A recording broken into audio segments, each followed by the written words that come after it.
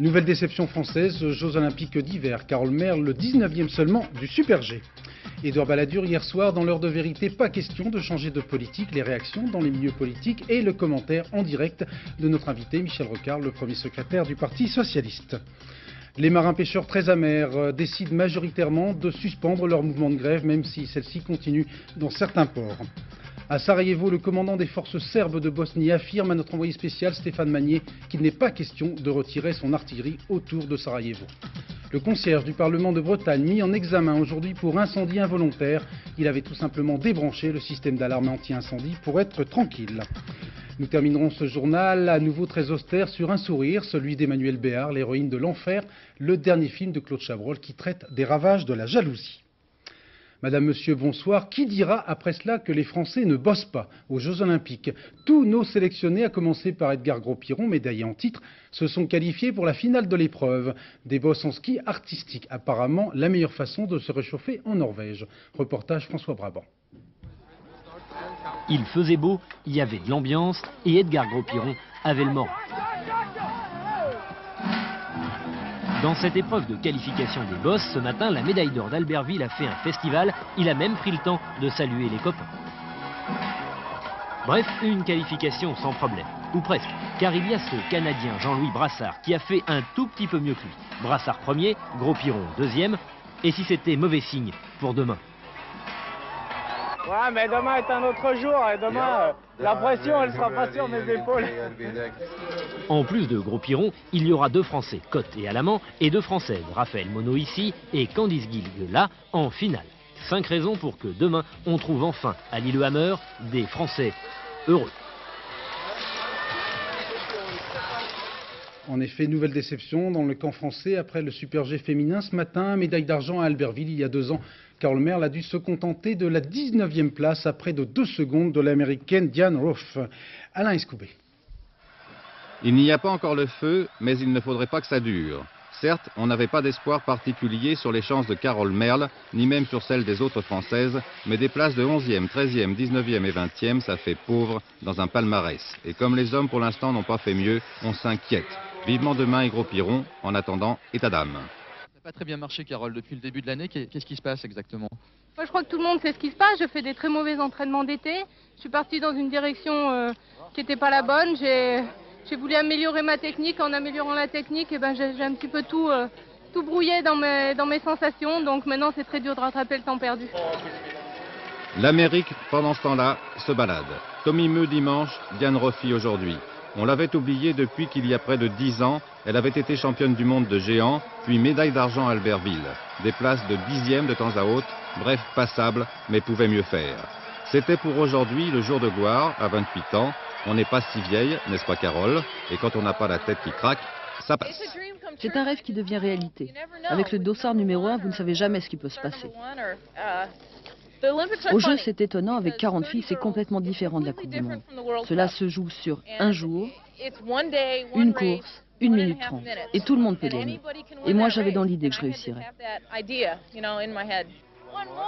Image américaine de la Saint-Valentin 24 heures après. Il n'est jamais trop tard pour bien faire, n'est-ce pas, Carole?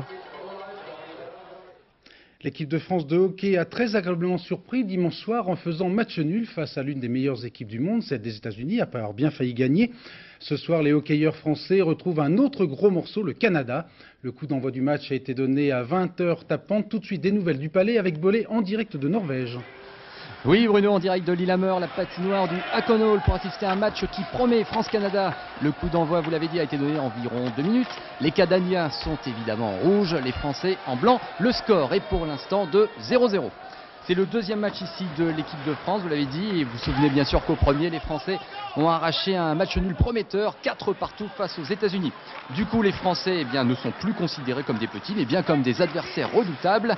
Et face au monstre sacré que représente le Canada, Bruno, on s'attend ce soir à un match plein et spectaculaire. Normalement et logiquement, le Canada est favori. Mais les Français qui comptent dans leur rang 4 joueurs d'origine canadienne ont les moyens de résister.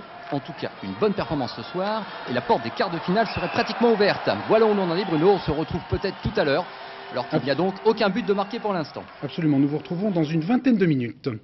Incroyable mais vrai, comme dirait Jacques Martin, le concierge du Parlement de Bretagne a été mis en examen cet après-midi pour incendie involontaire de biens mobiliers et immobiliers.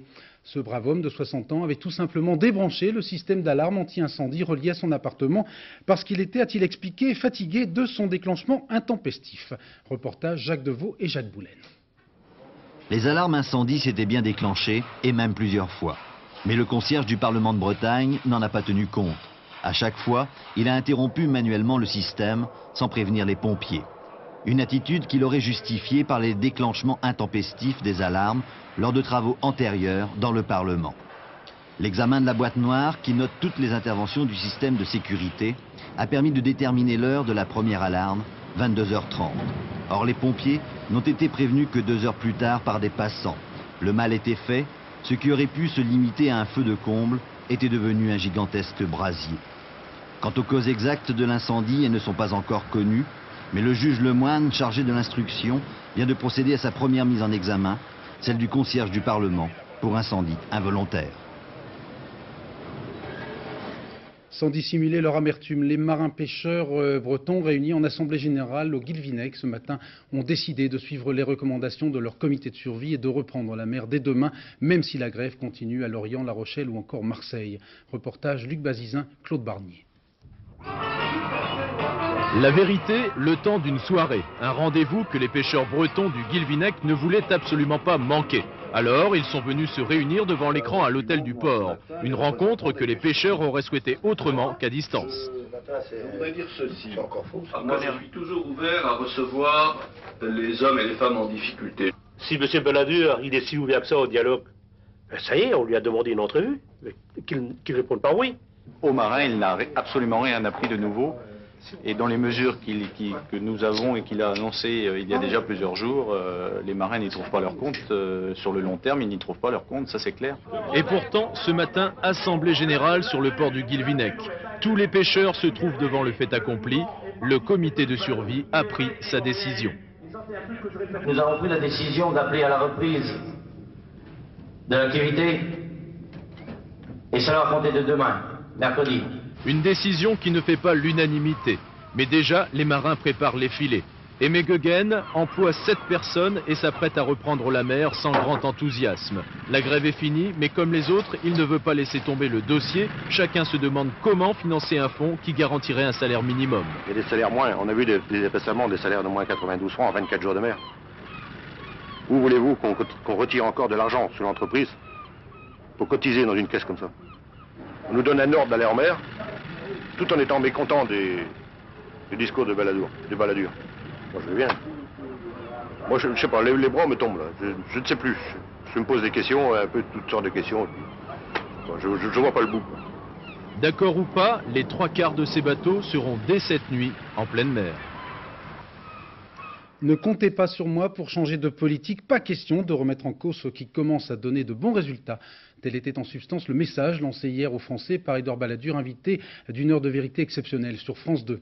Le Premier ministre a précisé la stratégie et le programme du champion de la majorité à l'élection présidentielle, confirmant ainsi au moins implicitement son intention d'être candidat. Avant d'entendre les commentaires de notre invité Michel Rocard, un bref rappel des déclarations d'Édouard Balladur hier soir sur France 2. Les Français ont voté pour une autre politique en mars 1993. Je suis chargé, le gouvernement est chargé de conduire cette autre politique. Je n'ai nullement l'intention d'en changer. Il faut que ce soit parfaitement clair pour tous où qu'il se situe. Nullement l'intention d'en changer. Je suis ouvert à toutes les discussions. Je suis tout prêt à reconnaître quand il y a un problème qu'on a mal réglé qu'il faut le reprendre. J'en suis 1000 fois d'accord. Mais il ne peut pas être question pour moi de remettre en cause ceux qui commencent à donner de bons résultats, qui commencent seulement. Très nombreuses réactions politiques après cette émission. Hier soir, tout de suite, une rapide synthèse signée Thierry Curté. La politique de redressement du gouvernement reçoit le soutien entier du RPR. Le parti de Jacques Chirac, préoccupé par la situation de l'emploi, veut se placer comme une force de proposition. Soutien de principe pour l'UDF. Le mouvement rassemblé derrière Valéry Giscard d'Estaing estime que la meilleure des pédagogies sera celle des résultats. Jean-Marie Le Pen a trouvé quant à lui qu'Édouard Balladur a produit une impression profondément soporifique. Quant au Parti communiste, Robert Hue ne l'a pas trouvé anesthésiant, mais révoltant et même cynique vis-à-vis de millions de gens qui souffrent de sa politique.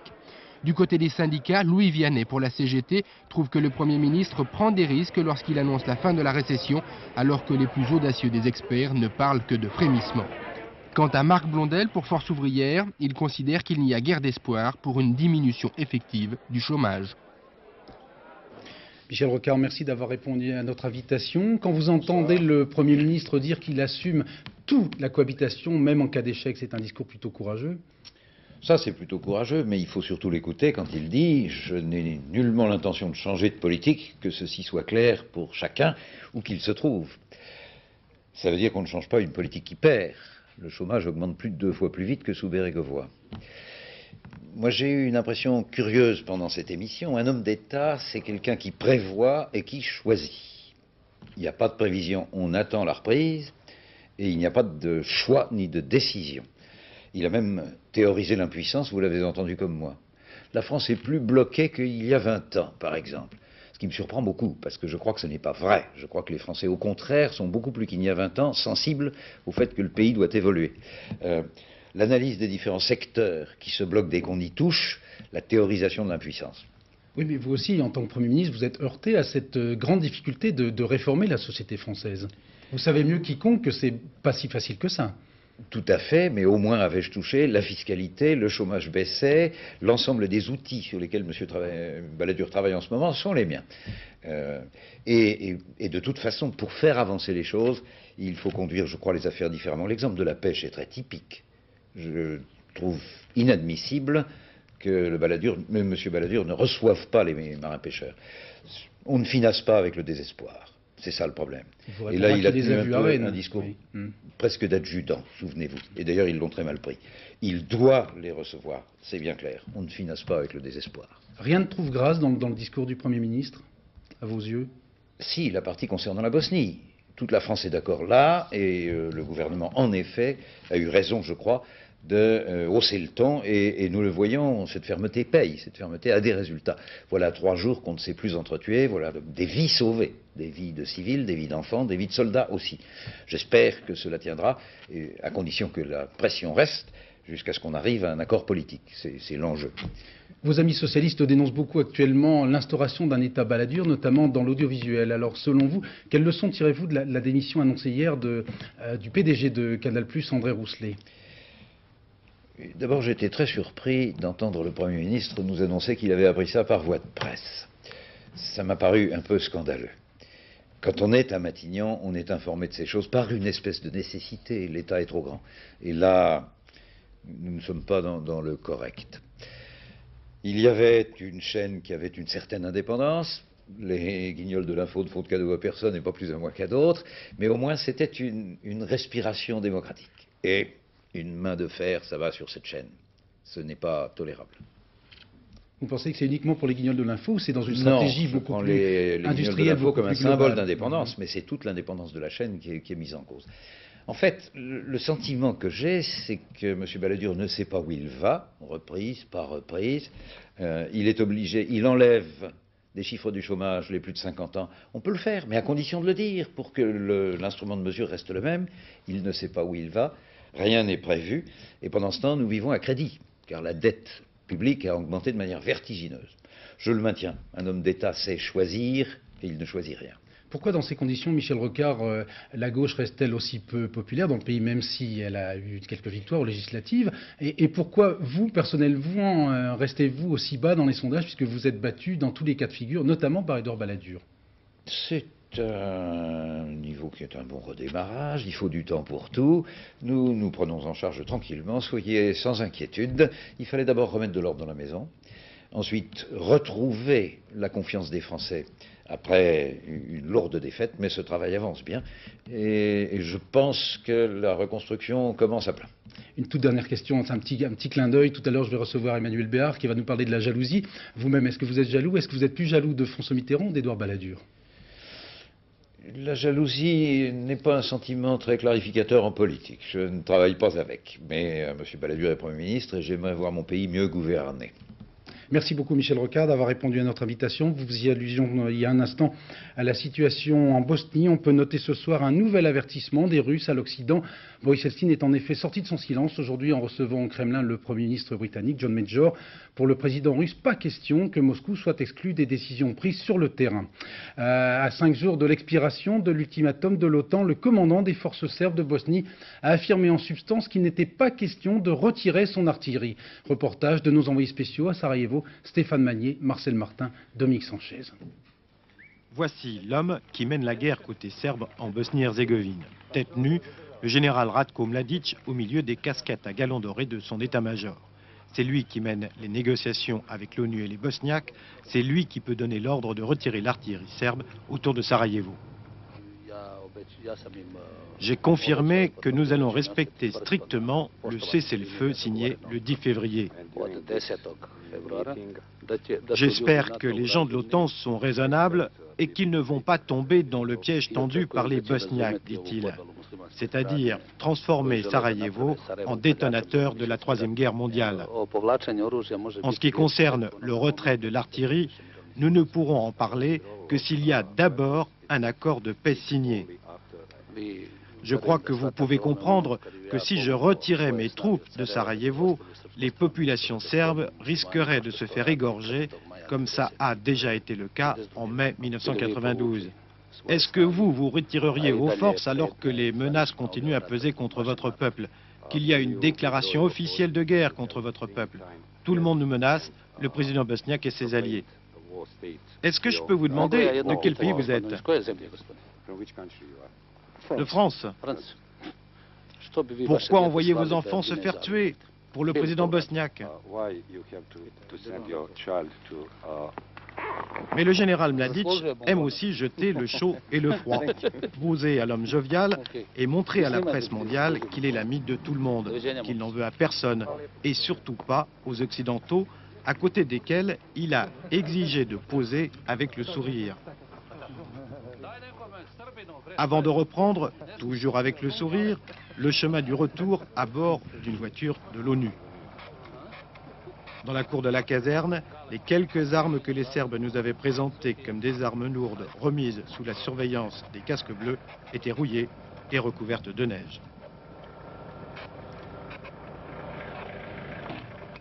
Alain Juppé achève ce soir une visite officielle en Israël, visite perçue là-bas comme une nouvelle lune de miel entre les deux pays. Le ministre des Affaires étrangères a notamment annoncé la reprise de la coopération militaire bilatérale, mais il a dans le même temps réclamé l'arrêt de la colonisation des territoires occupés, ainsi que la libération des prisonniers palestiniens. Alain Juppé a tenu à se rendre personnellement dans la bande de Gaza. Reportage Charles Anderlin. Le garde du corps d'Alain Juppé est plutôt nerveux. Des habitants du camp de réfugiés Chati bloquent la rue. C'est pas Arafat, c'est le ministre français des Affaires étrangères. Ça fait rien qu'ils viennent voir nos conditions de vie, l'égout a éclaté. La sécurité palestinienne intervient et la première visite d'un chef de la diplomatie française à Gaza se poursuit dans le désordre, mais sans anicroche. Quand on voit les conditions de vie d'une partie de la population, ça ne peut être qu'un choc. Mais il y a aussi plein de lueurs d'espérance. Et voir ces enfants en train d'étudier dans des conditions très difficiles, 50 par classe, avec une rotation dans la journée, parce qu'il n'y a pas assez d'écoles. Malgré ces difficultés, c'est quand même, je le répète, une lueur d'espérance. À ses interlocuteurs palestiniens, M. Juppé a répété qu'il ne fallait pas que le processus de paix s'enlise et qu'Israël devrait geler les implantations et libérer les prisonniers palestiniens. Les liens, a-t-il dit, qui existent entre Israël et la France permettent de l'exiger. Car les entretiens du ministre avec les dirigeants israéliens ont été extrêmement cordiaux. À Jérusalem, on estime même qu'un nouveau chapitre vient de s'ouvrir dans les relations entre les deux pays. Entre les samouraïs japonais et les cow-boys américains, la guerre menace à nouveau. Guerre commerciale, certes, mais dont les conséquences peuvent être considérables. Bill Clinton s'est déclaré prêt à prendre ce risque, qualifiant d'insupportables les pratiques commerciales nippones. Il y a quelques instants, Mickey Cantor a annoncé une première salve de rétorsion, à commencer par l'augmentation des droits de douane sur les téléphones cellulaires. À New York pour France 2, Bruno Albin. Tout le monde les veut, les téléphones cellulaires japonais. Beaucoup en achètent, on les trouve partout, mais il y a de la friture sur la ligne entre Washington et Tokyo. Et l'administration américaine pourrait taxer lourdement les téléphones portables nippons. Mesure de représailles après que Motorola, le principal fabricant américain, se soit vu fermer l'accès au marché japonais pour son propre téléphone. Au terme d'un accord négocié depuis 5 ans, Motorola s'était vu promettre entre un tiers et la moitié du marché de Tokyo. Finalement, on est passé à 4%, la coupe est pleine. Nous avons beaucoup d'intérêts communs et une amitié naturelle. Cela, ça ne va pas changer, mais notre relation doit changer. Les industriels américains n'en peuvent plus de buter sur les critères d'importation japonais, comme ces producteurs de composants électroniques dont les puces n'arrivent pas à sauter le Pacifique. Les Japonais nous disent que nous devons être meilleurs, que le dollar est trop haut ou encore qu'il est trop bas, que leurs hivers sont plus rigoureux et que leurs voitures gèleraient s'ils utilisaient des microprocesseurs américains. Et que dire de ces fabricants de battes de baseball qui ont du mal à satisfaire les contrôles de qualité au Japon? La semaine dernière à Washington, les négociations commerciales américano-japonaises s'étaient soldées par un net constat de désaccord. L'affaire Motorola s'ajoute à cela et à un déficit de 300 milliards de francs pour les États-Unis dans leurs échanges avec le Japon. Bill Clinton n'est pas le premier président qui souhaite y remédier. Dans l'heure de vérité, hier soir, Édouard Balladur est revenu sur l'une des mesures gouvernementales de relance économique, l'instauration d'une prime de 5 000 francs offerte aux propriétaires de voitures de plus de 10 ans mises à la casse pour l'achat bien sûr d'un véhicule neuf. Pour le Premier ministre, cette mesure marche extrêmement bien. Enquête Jean-Pierre Métivé, Pascal Pueyo. Un vieux chaudron de 13 ans. Plus coté à l'Argus, mais repris 12 000 francs la semaine dernière. Même reprise pour cette 204. L'important, c'est qu'elle puisse rouler jusqu'au garage. Ici, le concessionnaire rajoute 7 000 francs aux 5 000 francs Balladur et ça attire du monde. C'est une clientèle jeune, c'est des véhicules, ce sont des clients en fait qui ont hérité le véhicule de leurs parents, qui continuent à utiliser, tout en sachant, je dirais, que c'est un véhicule qui ne pourra plus durer très longtemps, mais qui vont jusqu'au bout. Et ils profitent donc de cette offre pour pouvoir changer leur véhicule à ce moment-là. Et quel genre de voitures ils recherchent? Ce sont en général de petites voitures pour pouvoir, je dirais, être économiques au niveau de l'usage et économiques au niveau de l'achat. La prime peut représenter 20% d'une petite neuve. La mesure a à peine 10 jours, c'est peut-être un signe, les concessionnaires observent déjà comme un frémissement. On a augmenté la fréquentation de nos halls et effectivement nous faisons un mois de février en très sensible progression sur l'année dernière. Mais ils revoient même d'autres clients, pas du tout concernés par les mesures. Mais ils ont changé, ils discutent les prix. Et ils obtiennent combien? Tout dépend, vous pouvez tourner allègrement dans les 10%. au moins, ouais. Chez Peugeot, on annonce des commandes supplémentaires depuis 10 jours de l'ordre de 30%. Chez le concurrent Renault, on dit enregistrer des commandes importantes dans le bas de gamme. Mais on reste prudent, il est trop tôt pour parler de véritables tendances ou de simple engouement. Les experts de l'INSEE sont formels. Les Français déjeunent de plus en plus souvent hors de leur domicile. Pour un Français sur 4, c'est même devenu une pratique quotidienne, une pratique qui a même coûté en moyenne 5 725 francs par ménage en 91. Ceux qui ne peuvent se permettre de telles folies reviennent à la bonne vieille méthode de la gamelle, préparée amoureusement à la maison. Reportage Sandrine Merck, Olivier Combe. Années 70, les Français abandonnent le déjeuner familial et le jeu des 1000 francs pour le restaurant ou la cantine. Années 80, c'est le boom de la restauration rapide, l'ère de la pizza minute, du croque pressé et du chien chaud arrosé d'un expresso. Années 90, la gamelle fait son retour en force sur les lieux de travail. Moi je mange dans l'entreprise 2-3 fois par semaine, souvent pour des raisons d'économie, pour me retrouver également avec mes confrères. On prend tout ce qu'on trouve à la maison et puis voilà.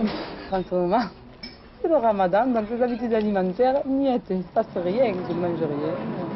23% des Français déjeunent tous les jours hors de chez eux, si possible vite et pas cher. On n'a pas trop de temps, on ne veut pas dépenser trop d'argent, donc on mange rapide. On fait mieux le soir si c'est possible, et puis voilà. Bon, les habitudes alimentaires des Français ont considérablement changé de par le fait qu'ils habitent souvent sur les extérieurs de la ville et qu'en 3 quarts d'heure, n'ont pas forcément le temps de rentrer chez eux. Donc ils sont obligés de rester sur place et déjeuner autour de leur lieu de travail. En 10 ans à Toulouse, les restaurants se sont multipliés par 4. Les dépenses des Français en repas extérieurs ont suivi l'ascension, surtout chez les cadres et les hommes seuls. Les professionnels qui courent tout le temps comme nous, à un moment donné, ont envie de se poser un peu en dehors de leur relation professionnelle. Et c'est vrai que Le repas des midis, c'est encore un tout petit espace de liberté qui nous reste. Pourtant, 45% des Français prennent encore le temps de déjeuner chez eux, sur le pouce. La justice suisse a inculpé aujourd'hui Jean-Yves Abraire, l'ancien président du Crédit Lyonnais et son actuel directeur, pour banqueroute, cela à la suite de la faillite d'une holding financière qui laisse un trou de près de 20 milliards de francs. Si l'on en croit un sondage Louis Harris publié dans Globe Hebdo, 64% des Français estiment plutôt souhaitable de rejuger Omar Haddad, ce jardinier marocain condamné à 18 ans de prison pour le meurtre de Ghislaine Marshall, un meurtre qu'il a toujours nié avoir commis. Mardi gras neigeux sur la Côte d'Azur et sur la Corse et sur une bonne partie du sud de la France. Dans le Gard, plusieurs milliers de foyers sont toujours privés d'électricité et une femme de 65 ans est morte écrasée par l'effondrement de son toit chargé de neige. Isabelle Staes. Une nuit blanche dans le noir, de la neige jusqu'à 1 mètre et plus d'électricité.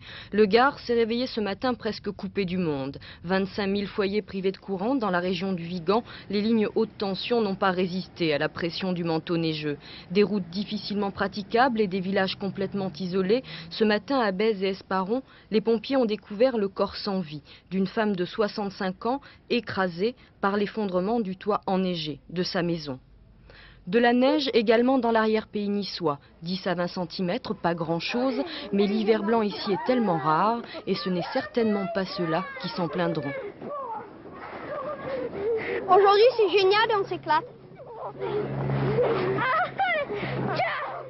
L'équipe de France de football effectue demain soir à Naples en match amical face à l'Italie sa première sortie depuis son élimination de la Coupe du Monde. Depuis, nos petits bleus ont du bleu à l'âme et ils attendent de leur nouveau sélectionneur Aimé Jacquet qu'il retrouve l'alchimie de la victoire. Cela avant les qualifications de l'Euro 96. Reportage de nos envoyés spéciaux Yann Lavoie, Didier Rancoeur. C'est une seconde jeunesse qu'Aimé Jacquet semble avoir retrouvée à Naples.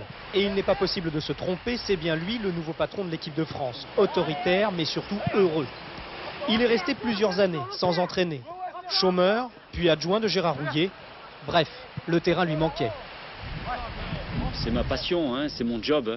Depuis des années, j'ai fait l'entraînement et je me retrouve totalement dans cette expression. Et puis je dois dire que tout part du terrain, tout part de ce rectangle vert. Tout se situe là, donc l'entraînement est très important. Aimé Jacquet est soucieux tout de même parce que commencer sa nouvelle carrière par un match contre l'Italie, c'est un cadeau de bienvenue un peu empoisonné. En revanche, il n'est pas trop inquiet à l'idée de diriger les meilleurs joueurs français, puisqu'il a eu à Bordeaux les meilleurs des années 80. Mais cette fois, il a fait appel à des jeunes, des nouveaux, des anciens, il y a même des revenants. La difficulté, c'est de recréer un groupe, de recréer, je dirais, un mouvement, un objectif. Et comme j'ai peu de temps, il faut que j'aille très vite.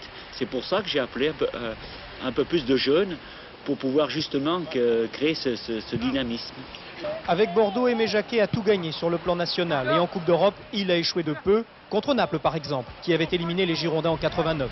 Il possède donc la fameuse expérience internationale. Car Aimé Jacquet sait aussi que le dernier match de l'équipe de France en Italie s'était déroulé ici, à Naples, il y a 16 ans, presque jour pour jour. Tout réussissait à cette époque à la bande à Hidalgo, qui venait, il faut dire, d'obtenir son billet pour le mondial argentin face à la Bulgarie. Comme promis, retour tout de suite à l'événement sportif de la soirée. Et en ce moment en Norvège, le match de hockey France-Canada avec Laurent-Frédéric Bollet, le ballet du Palais. Eh bien Bruno, oui, pourquoi pas. En tout cas, depuis notre première intervention, le score a évolué et ce sont les Canadiens qui ont marqué les premiers.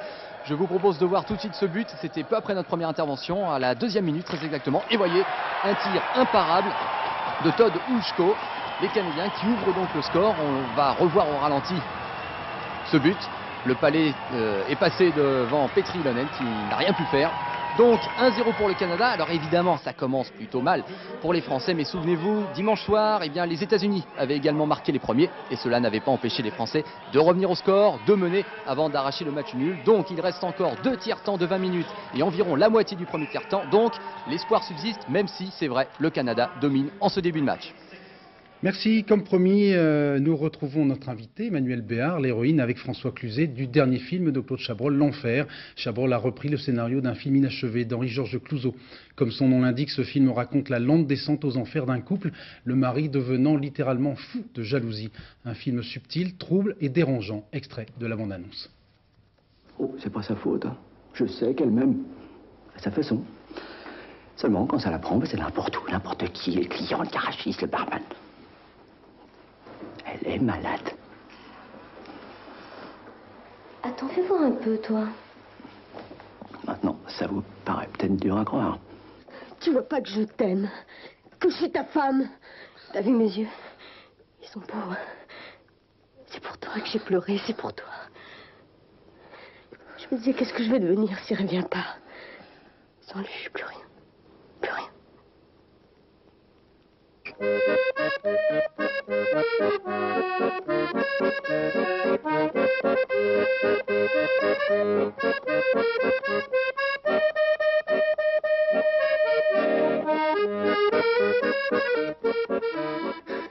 Emmanuelle Béard, bonsoir. Bonjour. Tous ceux qui ont vu le film, à commencer par moi, vous trouvent lumineuse et sensuelle. Si l'enfer est peuplé d'aussi jolis visages, je signe tout de suite. Henri-Georges Clouzot, qui avait commencé ce film, était lui-même très très jaloux. Claude Chabrol, qui a beaucoup étudié la question, a une très bonne formule. Je vais vous demander si vous êtes d'accord. Claude Chabrol affirme: il est clair que l'on est jaloux parce qu'on est fou et non l'inverse. Oui. Moi, je dirais que je crois que la jalousie n'est pas une preuve d'amour, c'est une preuve de manque d'amour pour soi-même, avant d'être une folie. La jalousie, c'est un peu comme un train dont on ne peut plus sauter. C'est un train qui va de plus en plus vite et on saute quand on peut. Paul ne peut pas. Là, on est vraiment dans la pathologie. C'est-à-dire qu'on racontera évidemment pas la fin, oui, mais ça se termine de façon très très bizarre. C'est vraiment une jalousie pathologique, maladive. Tous les couples n'en sont pas là, Dieu merci. Il y a plusieurs degrés, il y a une véritable évolution dans le film. C'est effectivement un couple qui un couple qui a tout pour être heureux. Deux jeunes gens de province qui s'aiment passionnément et qui s'embarquent sur un grand bateau, un bateau où il y a du soleil, où il y a la mer. Et puis tout d'un coup, ils vont être happés, leur histoire va être happée par une histoire qui n'est pas la leur, qui est probablement celle de Paul. Et c'est bizarre parce que je regardais ces images, parce que je n'ai pas vu le film depuis longtemps. Et je me disais que ça me faisait encore mal parce que je suis amoureuse de ce couple. Je suis amoureuse de cet homme, de cette femme, et je les trouve très émouvants tous les deux. Là, je parle vraiment pas de moi ni de Cluzet, je parle de Paul et de Nelly. Vous faites-vous partie des 25% de Français qui s'avouent jaloux dans leur vie conjugale? Et vous dites que les gens sont un peu hypocrites, oui. Oui, moi je pense qu'il y a beaucoup de menteurs parce que je n'imagine pas qu'il ne puisse y avoir que 25% de jaloux. Vous êtes jaloux? Je sais pas. Pas trop, moi. Oui, mais c'est ce que tout le monde dit. C'est bizarre, c'est comme un sujet tabou. Les gens n'osent pas dire qu'ils sont jaloux. Moi je dis que je suis jalouse, mais dans des normes normales. C'est aussi un signe de manque de confiance en soi, vous le disiez tout à l'heure. Oui, mais il y a encore une fois plusieurs degrés dans la jalousie. Moi, je m'arrête à la première station pour reprendre l'image du train. Je suis jalouse, c'est aussi, la jalousie peut être aussi une forme de séduction, un jeu d'amour entre deux personnes. Et puis je me dis que comment imaginer que l'être qu'on aime le plus au monde, à qui on trouve toutes les qualités, ne peut pas plaire à la terre entière. Mais le problème, c'est pas ça, c'est de savoir si la terre entière lui plaît. Daniel Auteuil n'est pas un peu jaloux, lui aussi, quand il vous voit flirter avec Marc Lavoine, qui est très mignon et qui, dans le film, est votre amant supposé? Daniel Auteuil n'a pas vu le film. Ah bon? Et n'a pas lu le scénario, donc je ne lui ai pas posé la question. Mais je crois qu'effectivement c'est un sujet qui peut concerner les gens qui regardent. C'est avant tout, je dirais qu'avant de parler de jalousie, j'ai envie de parler d'amour, parce que il y a effectivement un manque d'amour, mais il y a en même temps chez cette femme, chez cette petite bonne femme qui est d'abord une femme enfant, ensuite pour devenir une femme mère, une femme femme, quelqu'un qui serait embarqué dans un bateau et qui voudrait fabriquer avec sa force de vie, son instinct de vie, des barques pour les sauver. Parce que ce qui est très beau, c'est qu'elle y croit jusqu'au bout. Et c'est que lui, dans ses rares moments de lucidité, des moments qui sont de plus en plus rares, ils se disent qu'ils vont s'en sortir. Parce qu'ils sont deux et parce qu'ils s'aiment. Merci beaucoup. Longue vie donc à ce film qui démarre demain sur nos écrans. Un film, je le disais, très trouble et très dérangeant, avec une fin qui va sans doute perturber pas mal de spectateurs. Mais après tout, c'est pas plus mal. Et puisque c'est la Saint-Claude aujourd'hui, bonne fête à Claude Chabrol. Avec Emmanuel, cette toute dernière information qui va peut-être vous intéresser. Pardon. Figurez-vous que la lecture de poèmes est un substitut tout à fait efficace aux médicaments pour les anxieux et pour les déprimés. Autrement dit, un Valérie vaut mieux que 2 Valium, c'est la conclusion tout à fait sérieuse d'une étude médicale menée à l'université de Bristol en Grande-Bretagne. Nos amis britanniques, rappelons-le, dépensent en moyenne chaque année environ 800 millions de francs en antidépresseurs, mais les Français, hélas, sont loin devant. Demain à 7h50, Daniel Vigou recevra pour les 4 vérités Dominique Baudis, le député maire de Toulouse. Dernier journal à minuit avec Catherine Sellac, bien sûr. Bon anniversaire à Galilée, 430 ans aujourd'hui. Dans un instant, la météo avec Sophie Davant. Retour du soleil par l'ouest. À demain 20h. Excellente soirée, merci.